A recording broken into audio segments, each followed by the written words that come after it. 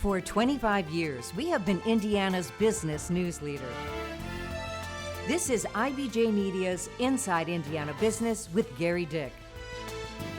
Presented by Elevate Ventures and Indiana University. When you think about this field of dreams, so to speak, this ag bioscience sector, it's all happening right in the heart of the heartland and right in Boone County, Indiana. Growth, investment, jobs. It all goes beyond Boone County. Next, a deep dive into how Indiana is scoring on the economic playing field, from ag bioscience to electric vehicles to clean energy. Hello and welcome to Inside Indiana Business. I'm Gerry Dick. Well, believe it or not, we are at the midpoint of 2023, 6 months down, 6 to go. So how is the Indiana economy faring in 2023? A quick snapshot shows the state's unemployment rate in May stood at 3.1%. Not much of a change from a non-adjusted 2.9% 1 year ago. Inflation a year ago was averaging 8.4% year over year. It's now down substantially to 2.9%, perhaps easing concerns of more Fed rate cuts and the potential for recession. Meantime, coming off a record 2022, economic development numbers for the first half of the year show $7.6 billion in capital investment from companies looking to expand or locate in Indiana. Those companies committing to more than 10,000 jobs. What grades would the Indiana economy get on a mid-year report card? We've put together an all-star panel to help with the grading throughout the show this week. And I'm pleased to be joined on the show by Winston Terrell Group Principal Robin Winston. Also, Vox Global Managing Director Mike Marker. And Ball State Director of the Center for Business and Economic Research, Mike Hicks. And gentlemen, welcome to the program. Thank you. We're halfway through 2023. Doesn't seem like it, but here we are. Mike, I'll start with you. You'll get all your thoughts to kind of tee things up. How is the Indiana economy, in your view, where things stand now? How's it performing? Oh, solid B. I mean, since the end of COVID, we've outperformed the nation. At least the first 2 years, 2021, did very well relative to the nation. GDP growth, unemployment rates dropped more quickly. GDP in manufacturing in particular really bounced back. So we've done well in that. A little bit softer in the last year as the manufacturing recovery has sort of eased a bit. But if you look at where we are now, historically low unemployment rates, inflation getting back down to target area, good time to be in business in Indiana or working in Indiana. Yeah. Robin, what's your take? I think that we're doing very, very well. We're investing in human capital more and more. You hear more things about colleges and universities tweaking their programs to provide opportunities. People that are in the building trades are going to Ivy Tech to get applied degrees. You're getting more and more people, Northwest, for example, students up at Purdue Northwest, getting ready to go into the medical trade. So what I like about the economy is the numbers are low, but we're preparing people to go into future jobs. Yeah, that talent pipeline important. Mike? I think it's a tale of two stories. I think from jobs and investment and a pipeline perspective, we're in really good shape. I think from an everyday Hoosier and how the economy is working for them, we have some room to do better. I mean, we in terms of wages, almost every county around the state is below the national average on earning power. When you look at our gasoline tax, for example, hitting everyday pocketbooks, we're third in the country in total tax on gasoline. Affordable housing is a challenge. So while we're making a lot of gains, and they're really good ones, I think not everybody's benefiting just yet. Yeah, you're good points there. And you talk about the pipeline, the economic development pipeline. Indiana has landed some really big deals. One of them from one of the marquee companies here in the state, Eli Lilly and Company. This is the largest manufacturing investment at a single location in Lilly's 147-year history. That's Lilly CEO Dave Ricks at the announcement, $3.7 billion investment in Lebanon. But I know we've got some video of a number of these projects. GM, Samsung, SDI, and New Carlisle, $3.5 billion. Stellantis, Samsung, SDI, and Kokomo, $2.5 billion. Skywater, the big semiconductor plant in West Lafayette. So those are a lot of wins. If they all come to fruition, we all hope they will, a lot of jobs and investment. Yeah, a lot of big wins for a lot of different geographies across the state. I mean, as Dave Ricks said, the largest investment for them in a single site anywhere in the history. That's huge. It's going to be really powerful for Lebanon and rural Boone County and other areas as well. And when you look at GM and Honda and others, who invested significantly in the state already, as they continue to invest and expand and bring on new lines of business. It's really good news for Hoosier workers. Mike, what is your take on these wins? You know, last year, from a numbers perspective, the IEDC, Indiana Economic Development Corporation, set a record year. But now, over and over, some of these projects are really big. Does that make a statement about the competitiveness of Indiana, in your view? Well, it certainly does in that sector. So we have always done well in the very capital-intensive industries, and the problem for us is not that we're not getting these, is that they don't generally translate into a lot of jobs. They translate into a few really great jobs. You know, I would expect some of these Lebanon programs to be, you know, $100,000, $130,000 a year employment for a number of workers. But they're not replacing the lost jobs in manufacturing elsewhere. So that we really need to be looking at other sectors as well, oftentimes to complement that. So the R&D industries that would provide the work that these are going to manufacture, I think, are the future for our state. Yeah. Robin, Mike mentioned wages. Continues to be a challenge here in the state. And you talked about training around the state and how universities and others are getting engaged. How comfortable are you that Indiana's really got their arms around this whole talent development issue, if you will, the talent pipeline? I'm not sure that we have our arms all the way around it, but I want to go back to one point. Remember, our president is the one that said we wanted semiconductors built in America to get away from the supply chain issues, get away from the national defense issues. A lot of the things that we're talking about in Indiana are the result of that effort and the major investments by the federal government in these things. As it relates to our talent pipeline, I'm glad that we did the thing with 21st Century Scholars, getting more and more of those kids to fill that out whenever they're in the program. Let's get our pipeline going to our colleges, our universities, so that we can have outstanding talent for these jobs. All right, good way to kick off this report card, mid-year report card on the Indiana economy. More on the economy transition that is happening in Indiana a bit later in the show. But coming up next, economic development, investment, and jobs being spread around the state of Indiana. Is it happening? Is it benefiting the entire state? Some answers when we return. Hi, Gary and the Inside Indiana Business team. I just want to congratulate you all, and especially you, for 25 years of wonderful success. I think it just proves that you can do positive things in this world, and it not only builds what you're working on, but it has this multiplier effect. And want to just tell you how valuable what you have done is to all of us in every corner of the state. You brought us all together and started conversations I don't think we would have had without you being at the center of it. And it's led to so many great strategic accomplishments at the state of Indiana. I hope you have another 25 years and more. Consider you a dear friend, and just very happy for you and your team today. Congratulations, Gerry.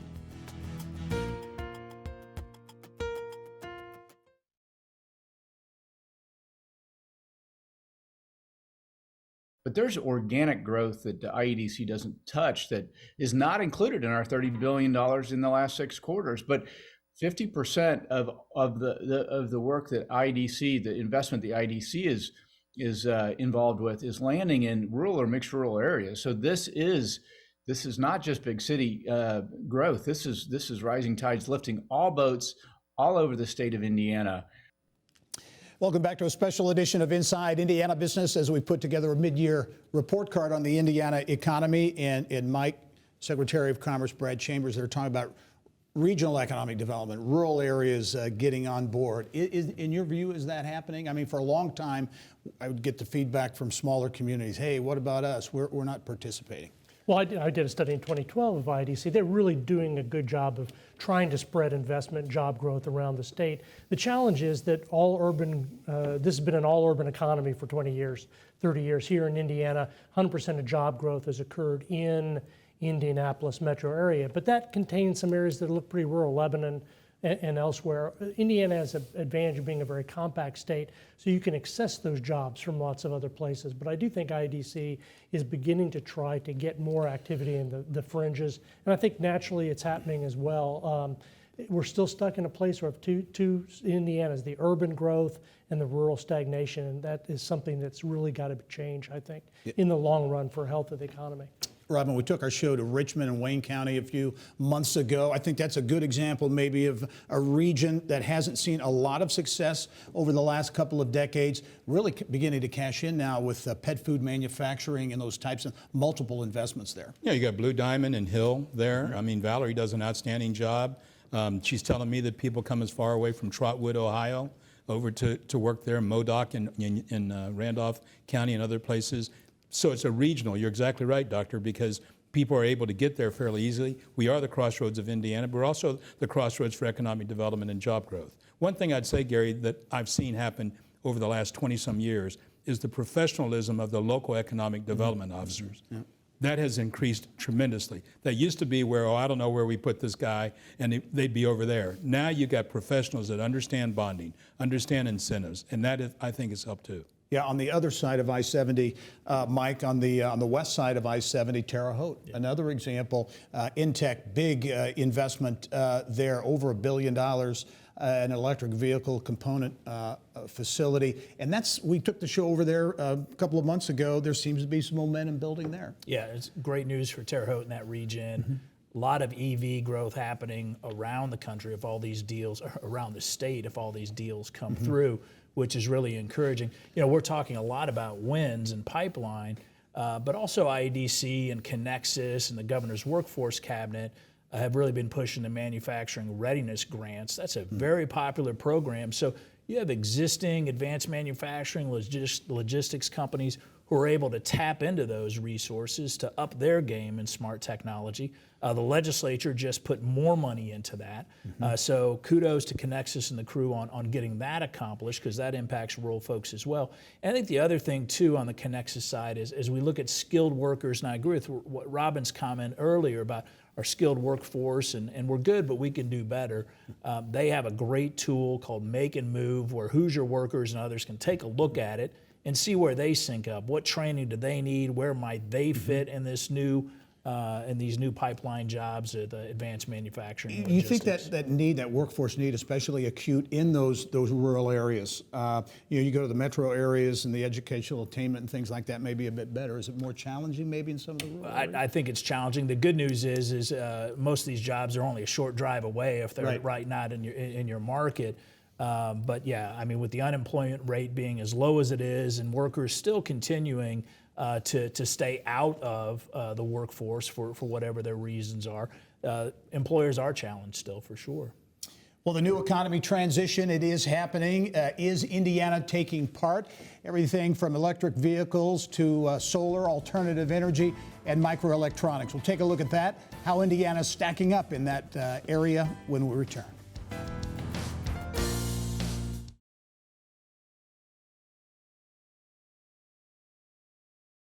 This hard-tech corridor will be economic engine for growing economic prosperity and a vibrant job-creating corridor. So it's the corridor for jobs, it's the corridor for innovation, it's the corridor for workforce and talents. We are moving ahead aggressively to address all the wonderful things that are going to be happening at IU Indianapolis. Really focusing on growing the science tech corridor, where we'll both be training the workforce that we need, as well as really ramping up research and discovery. The presidents of IU and Purdue weighing in on what will be Indiana and Purdue universities here in Indianapolis as IUPUI goes away. As we begin our final segment, talking about the new economy, solar, electric vehicles, microelectronics. The presidents of IU and Purdue think those universities in Indianapolis will be a big part of that future growth. Mike, your take on that? No, absolutely. I mean, Purdue in particular is one of the R&D leaders globally. And in these sectors, those create a lot of jobs. They are also producing human capital, and which is really the growth engine. The bachelor's degree and higher degree is the growth engine of this modern economy that they both talked about.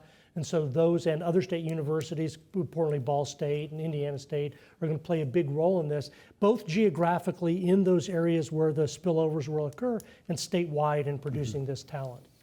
Looking at the largest solar farm in the country in northwest Indiana, we'll talk about that in a moment, but Robin, The LEAP Innovation District, another big story in the first half of the year in Lebanon. Big development. Lily, we saw Dave Ricks earlier in the show talking about the big investment there. That investment, a potential $50 billion microelectronics plant that Indiana's apparently one of 2 Midwest states in the running for it. Is that going to transform that LEAP district, in your view, be transformative? Oh, my gosh, yeah. Everything from Zionsville, Lebanon, all the way to Thorntown and places like that is going to change because of this. Coming down the 65 spine is going to change. The good thing about having Brad Chambers there, his background in Buckingham, I hope will permeate, and he'll talk about housing needed for these workers. Because devoid of that, you're going to have people making a long transition up the road to jobs. Hopefully they'll want to do that. Yeah. But I think that definitely makes a difference. The last area is just the pure natural resources. Getting enough water to that plant is something that's got to be a regional water study of what we're doing for our natural resources. Yeah, you mentioned housing, huge issue all over the state of Indiana.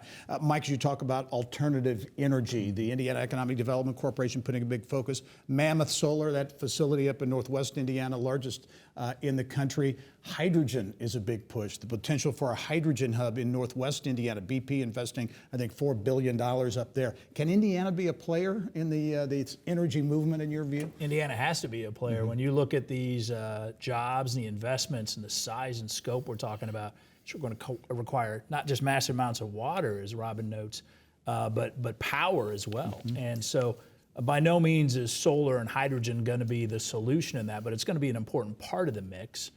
So that's really important. And I also would piggyback on what Dr. Hicks was saying about the importance of research. And when you look at that corridor, not just the 65 corridor, but you look at I-69 getting completed from Bloomington to Indianapolis, and you look at the powerhouse research and innovation that comes out of IU, both in Bloomington and with a new leader in research with IU Indianapolis, I think we're moving in positive directions along that whole stretch that we're talking about in kind of the deliverables for the state and our economy.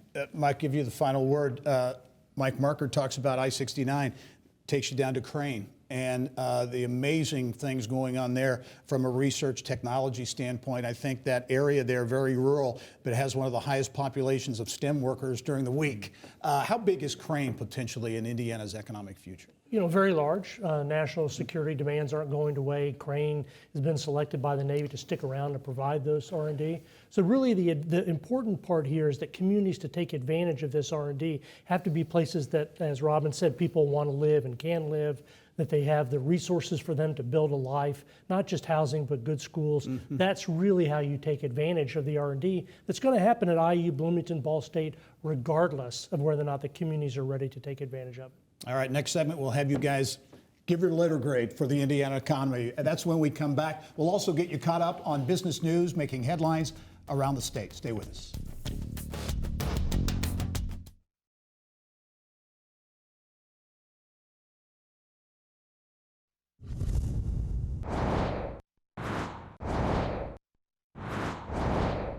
Here's what's making news around Indiana, brought to you by the Indiana Association of Realtors, Indiana's 21,000 realtors, the neighbors you know, the experts you can count on. Well, Purdue researchers playing a big role in protecting United States security. Around Indiana reporter Mary Rachel Redmond now with more. Mary Rachel. Well, Gary, is it a drone, a bird, or a threat? Purdue partnering with Saab to study what's known as battle space situational awareness. Purdue researchers will use artificial intelligence that automatically detects threats in complex military environments. One of the first applications could be applied to naval unmanned surface vessels. A well-known Southern Indiana business leader making a big move. Wendy Dant-Chesser resigning as CEO of One Southern Indiana for a management position with the River Ridge Development Authority in Jeffersonville. Bunge North America expanding its footprint in Shelby County. The grain and soybean manufacturer beginning a $445 million construction project to expand its processing plant in Morristown. In Greenfield, Tennessee-based TEL opening a multi-million-dollar fleet maintenance facility. The deal creating 30 new jobs. There was a time that we were glue, and we worked together and we did things together. Diane Rogers staying put in her Southeast Side Oxford neighborhood in Fort Wayne. One of the city's public health providers launching a $20 million capital campaign to build a new health center in the area.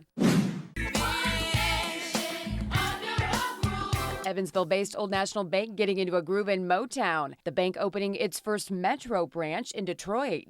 I give you the #1 ranked eater in the world, Joey Chestnut. And the king of competitive eating, Joey Chestnut, winning his 8th straight Nathan's Hot Dog Eating Contest July 4th. Joey calls Westfield, Indiana home now. Says he fell in love with the state after taking part in shrimp and sauce eating contests at St. Elmo's. Every time I'd come to Indiana, I'd end up staying a little bit longer and just have a good time. And it just felt natural. You can check out Joey Chestnut and our more than 125 podcasts at InsideIndianaBusiness.com. Joey Chestnut, a proud Hoosier. Gotta love it. Gary, back to you.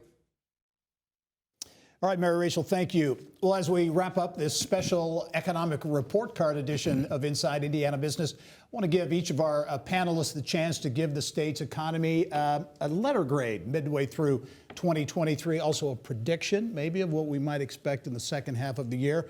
Mike Hicks, I'll start with you. Letter grade for the Indiana economy first half of the year, and the big story maybe next half. So U.S. economy a B-, Indiana economy B, maybe B+.